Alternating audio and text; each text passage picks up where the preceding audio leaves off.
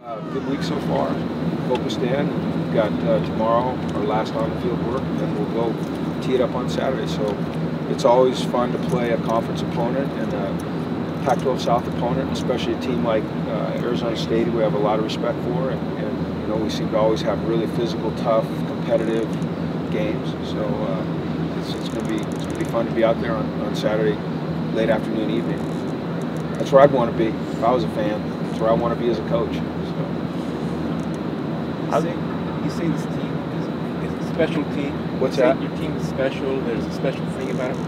What is it about them that makes them special? You know, I always think my teams are special because you grow close to these young men, just knowing their past and knowing, you know, where they're headed and what they're overcoming and, you know, how they're working. But it's a mature team.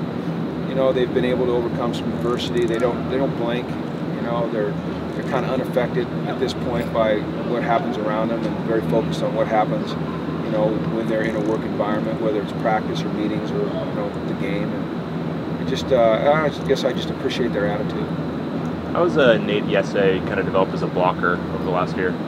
Very well. You know, Nate's a very complete football player. You know, he can block. He's got good movement skills. He can catch the ball down the field. He can catch the ball out of the backfield. I like the way we're using him. You know, he's been very critical in our pass protection as well. I think that's kind of something that's maybe been a little bit overlooked with him is, you know, when we go to our 7-man slide protection and keep Perkins and Nate in, you know, oftentimes he's asked to block a defensive end and he does a really nice job of it. You know? So I think he's just a really good football player. I like the way we're using him, and he just keeps getting better. How much of a difference has Kaimi been able to make for you guys just on all those touchbacks on kickoffs? Well, I mean, I like it when it's not a touchback too, because I think we're fourth in the country in kickoff return or kickoff coverage. So sometimes it's fun for me to see him not kick it out of the end zone and watch us cover. You know, you watch Rosie go down there. He's done a heck of a job of, you know, tackling guys. I don't know how many people got outside the 20 on us when they returned it. So I think if you ask those 10 guys that are running down there, they'd like him to every once in a while not kick it through the end zone so that they could, you know, take a shot rather than just run a 60-yard dash.